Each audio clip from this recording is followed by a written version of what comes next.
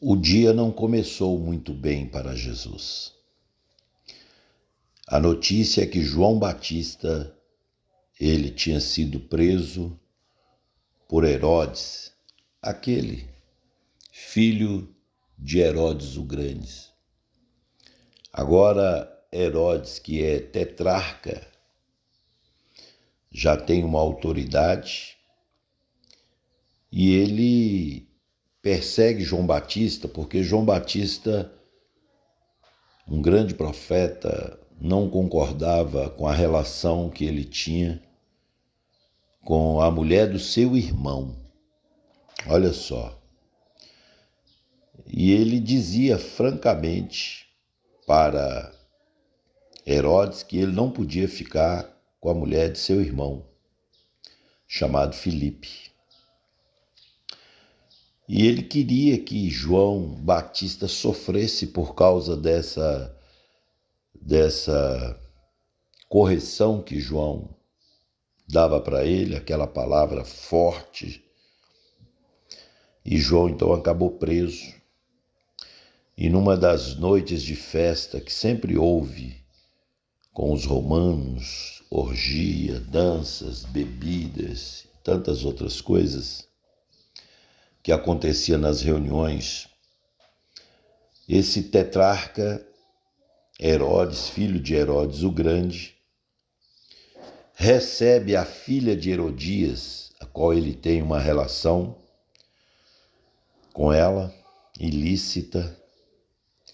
Ela faz uma dança sensual e ela provoca aqueles homens que estão bêbados. O próprio Herodes está bêbado e ele então fala algo a qual a mãe e a filha vai aproveitar para poder praticar um dos mais terríveis crimes que um Estado poderia praticar. Isso antes da morte de Jesus, quando ela dançou e o rei bêbado, rei Herodes, ele diz: você pode me pedir até metade de um reino que eu te darei. Ele estava encantado com aquela futura enteada, uma moça muito bonita, filha de Herodias. E aí então ela diz assim: metade do reino me daria. Ele disse: eu estou diante aqui dos meus amigos, você é incrível. Ela surpreende Herodes, filho do Herodes o Grande, e diz assim, combinado com a mãe, obviamente: eu quero a cabeça de João Batista numa bandeja. Esse capítulo está em Mateus, capítulo 14 de Mateus. Você vai lendo ali. E no versículo, pode ler o primeiro, e você vai lendo. No 11 é que vai dizer: e a sua cabeça foi trazida num prato, numa bandeja, e dado à jovem, e ela levou a sua mãe. Um crime chocante. Corpo de um lado, cabeça do outro lado, decapitado. O homem que Jesus disse, nascido de mulher, não existe nenhum igual. João Batista realmente foi um grande profeta, cumpriu a missão dele aqui na terra. E depois, seus discípulos, que depois passaram a seguir Jesus, levaram o corpo e o sepultaram e foram anunciá-lo a Jesus. Dá para nós imaginarmos Jesus recebendo a notícia da presença do corpo do seu primo, João Batista. Levaram o corpo, a cabeça, para sepultar. Mas depois de sepultar, a correção aqui, depois de sepultar, eles foram e anunciaram a Jesus. Jesus não chegou a ver o corpo. Isso explica no versículo 13, e Jesus, ouvindo isso, retirou-se dali num barco para um lugar deserto. Isso mexeu muito com Jesus. Ele pega um barco, ele entra num barco, e ele vai remando sozinho, uma viagem insólita, uma viagem pensando, lembrando deste grande homem que foi João Batista. Versículo 13 diz que ele foi a um lugar deserto, apartado. Só que o povo ficou sabendo, começou a seguir beira-mar. Jesus, ele foi e ficou num lugar bem pensativo do que fizeram com o seu primo. Não é para menos, né? A gente percebe que as forças ocultas já estavam agindo no psicológico de Jesus para tirar dele a vontade de prosseguir no desejo de salvar a humanidade. João Batista pregava a verdade. Nada mais do que isso. Era duro, era firme, mas ele pregava a verdade. E as pessoas batizaram, inclusive Jesus foi batizado por João Batista. Um grande exemplo, né? Mas o que aconteceu é que Jesus, ao se retirar, as pessoas que sempre o acompanharam, isso no versículo 14, versículo 14, e Jesus saindo viu uma grande multidão. Essa notícia se espalhou da morte de João Batista, uma ligação muito especial com Jesus. Mas a multidão que foi para lá era uma multidão de pessoas que eram doentes. Olha o que diz o 14. Jesus saindo viu uma grande multidão e, possuído de íntima compaixão para com ela, curou seus enfermos. Além de triste, ele estava muito triste, ele curou muitas pessoas que foram ali em solidariedade. As pessoas estavam com fome. E sendo chegado já à tarde, seus discípulos aproximaram-se dele dizendo: o lugar é deserto e a hora é já avançada. Despede a multidão para que vão pelas aldeias e comprem comida para si. A ideia é: já está tarde, Jesus. É hora de despedir a multidão. Eles vieram solidários, foram curados, o Senhor teve compaixão deles. Estamos todos tristes com o que aconteceu com João Batista, mas está chegando a tarde, vai vir a noite. E no versículo 16, Jesus, porém, lhe disse: não é mister que vão, ou seja, eles não podem ir, dai-lhe-vos de comer. Jesus falou para os discípulos: não, por que eles têm que ir? Por que eles têm que ir embora? Vamos dar a eles o que eles precisam no momento, que é comida. Eles estão com fome. Então eles disseram: não temos aqui senão 5 pães e 2 peixes. Os discípulos falaram: é impossível. Eles precisam voltar para suas casas. Tem crianças, tem jovens, tem idosos. Vão fazer o seguinte: manda eles embora. E Jesus disse: não dá de comer. E eles disseram: só tem, veja bem, 5 pães e 2 peixes. E Jesus disse: trazei-nos aqui. E tendo mandado que a multidão se assentasse sobre a erva, tomou os 5 pães e os 2 peixes, e erguendo os olhos ao céu, os abençoou, e partindo os pães, deu aos discípulos, e os discípulos à multidão. Incrível, impressionante, como que diante dos olhos daqueles que foram ali dar um apoio para Jesus pela perda de um ente querido, Jesus apresenta os 5 pães e 2 peixes, ele abençoa, há uma multiplicação. Interessante que Jesus deu aos seus discípulos.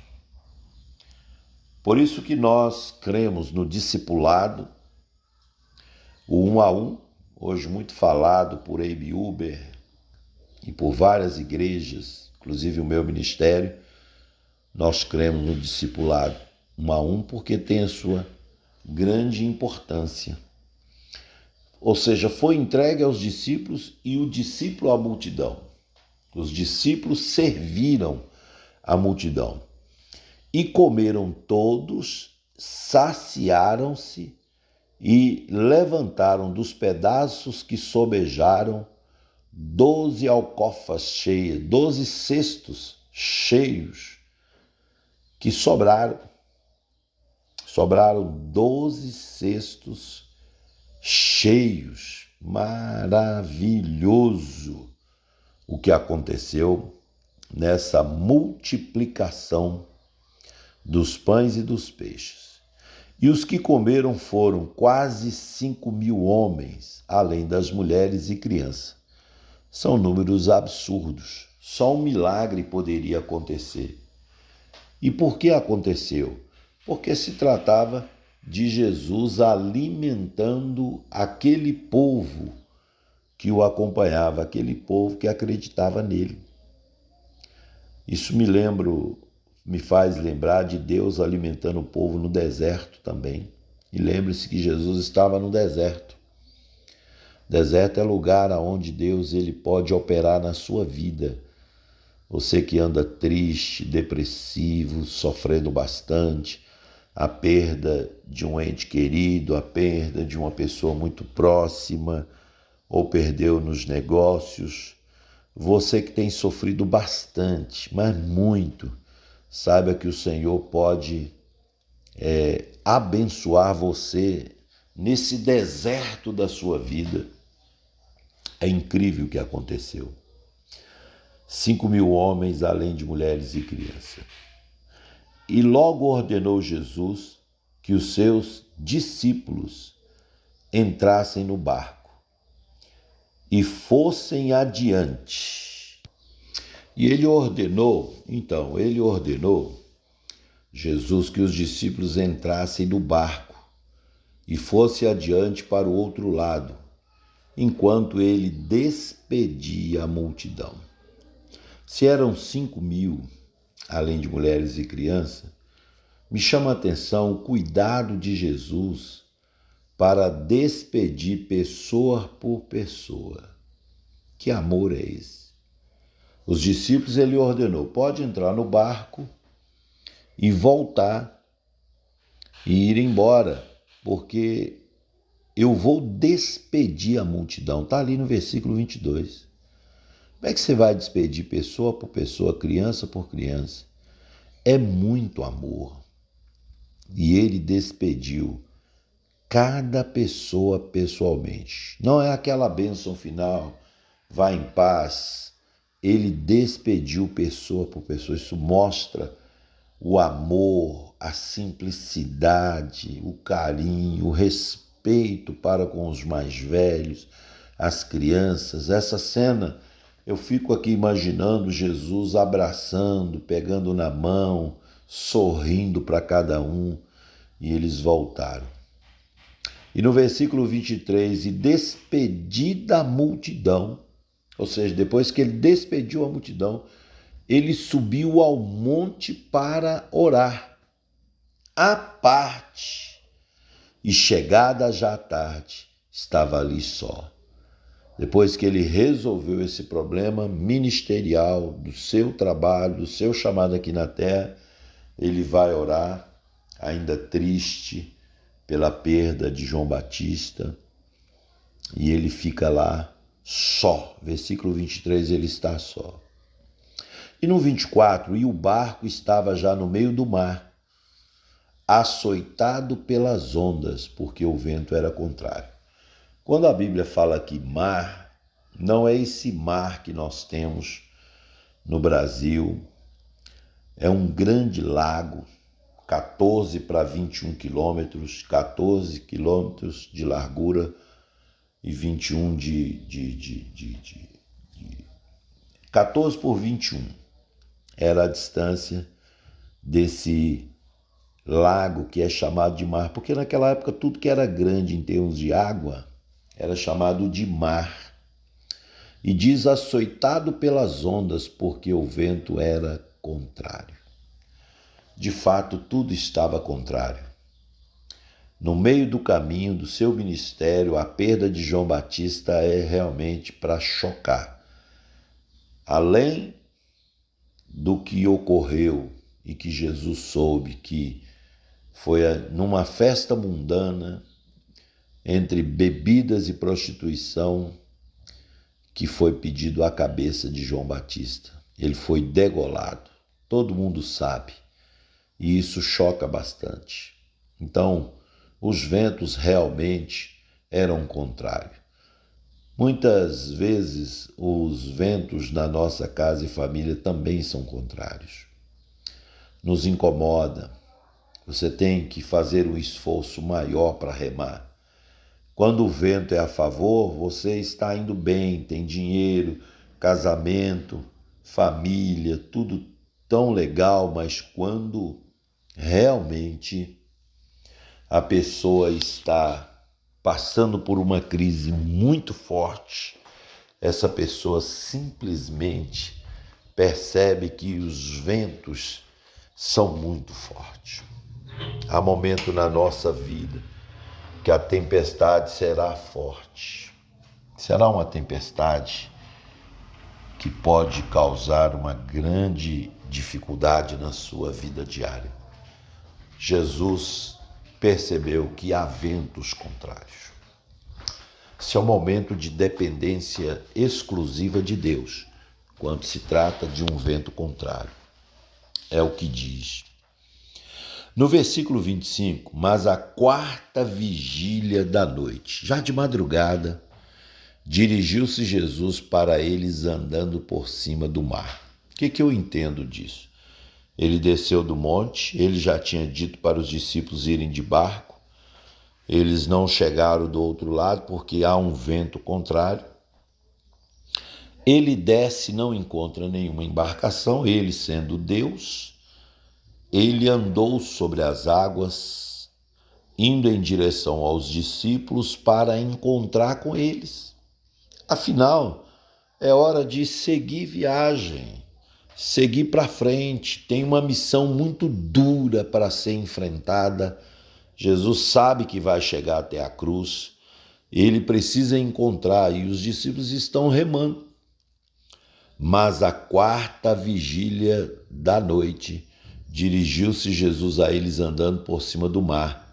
E os discípulos, vendo-o andando sobre o mar, assustaram, apavoraram, ficaram assim com um grande medo e dizendo todos, unânimes, com aquela aparição, disseram: é um fantasma.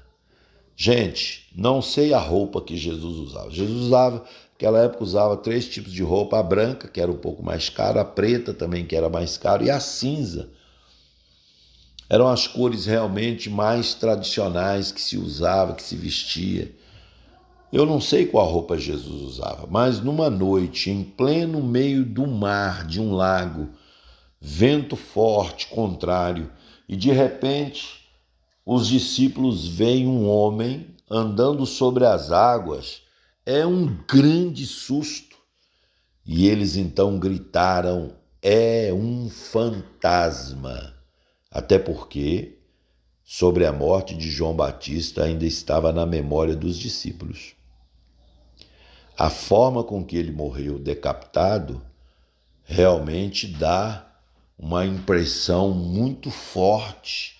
E quando eles veem Jesus, claro que eles não têm uma visão clara do rosto de Jesus, mas simplesmente uma pessoa andando sobre as águas, eles gritaram: "É um fantasma!" E gritaram com medo. Talvez você está com medo de muitas coisas.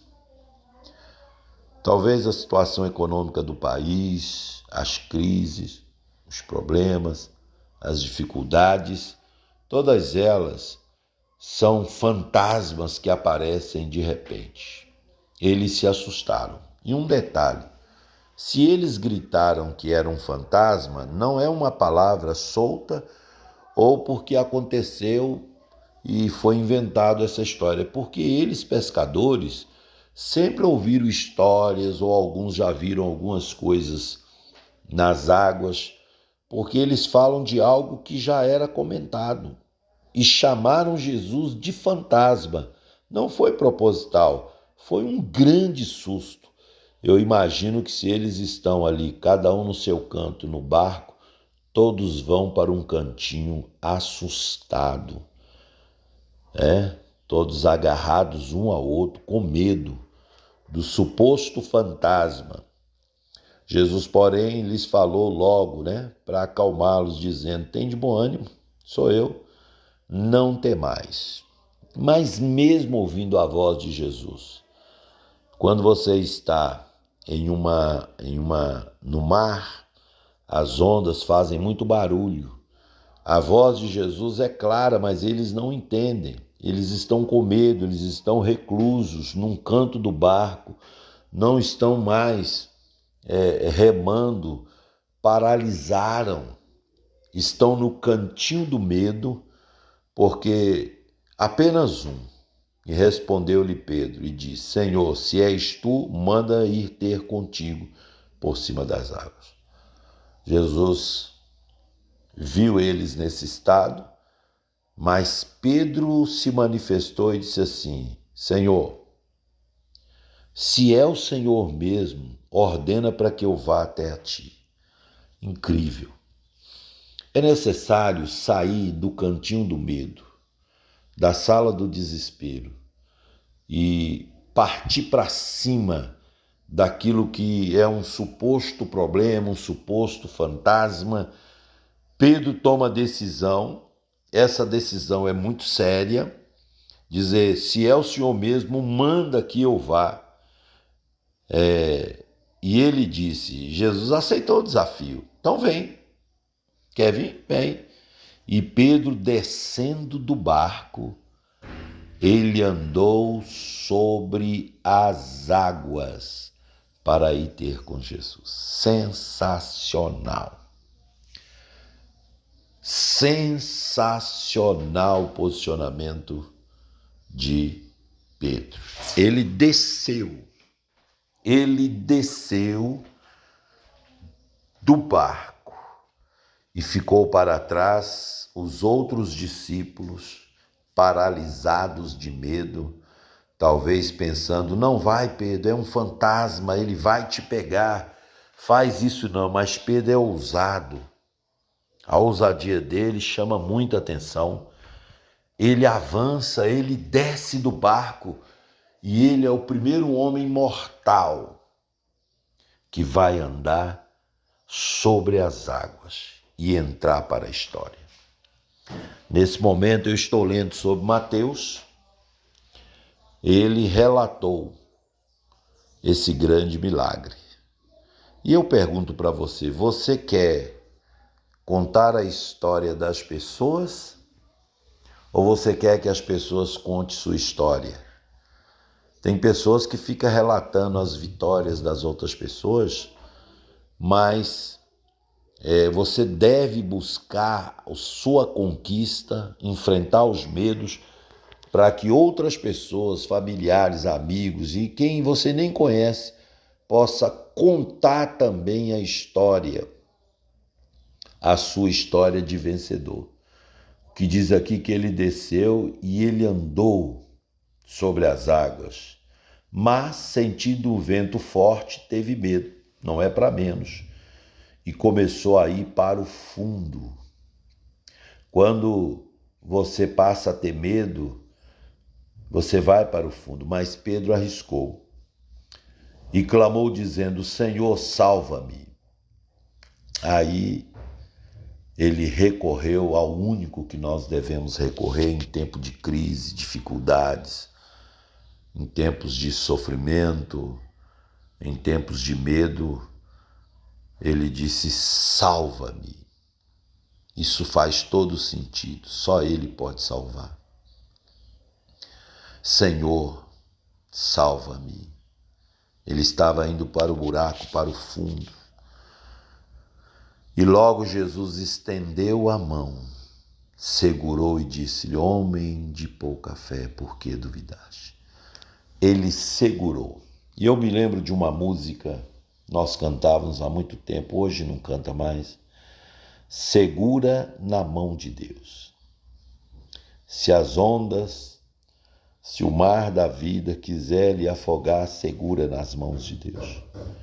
Nós devemos segurar nas mãos do Senhor, porque o Senhor, Ele é o único que pode segurar em nossa mão e nos erguer, nos levantar de toda a situação complexa que você está vivendo. Você precisa realmente orar e dizer: Pai, segura na minha mão. Senhor, segura na minha mão. Jesus não é Pai. Pai é Deus. Ele é Senhor. Segura na minha mão. Jesus segurou e levantou ele. E os dois voltaram. Os dois voltaram para o barco, ou seja, Pedro voltou, Jesus voltou também para o barco, abraçados, e os discípulos viram uma conquista histórica. O primeiro homem a andar sobre as águas foi Pedro. Sensacional, incrível. Imagino quando ele entrou no barco, abraços, alegria, sorriso, e todos depois certamente comentando com Pedro: como foi, Pedro, você ter andado sobre as águas? Que fé é essa? Eu desafio você a andar sobre as águas, sobre os problemas, sobre as dificuldades, e alcançar a grande experiência que falta na sua vida, algo fora do normal para acontecer na sua vida. Incrível, maravilhoso, espetacular. Pedro andou sobre as águas e todos viram. Ande sobre as águas e todos vão contar a sua história.